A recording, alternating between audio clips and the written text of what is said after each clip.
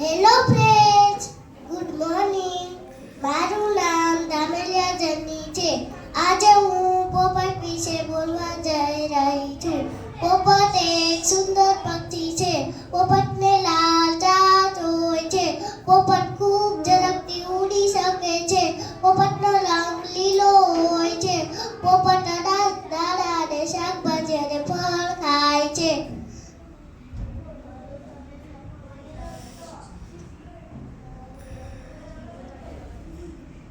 પોપટ કાચલાનો રંગ કાળો હોય છે.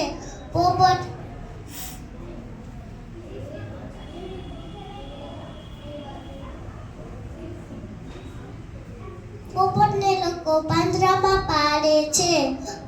પોપટ મીઠું મીઠું બોલે છે.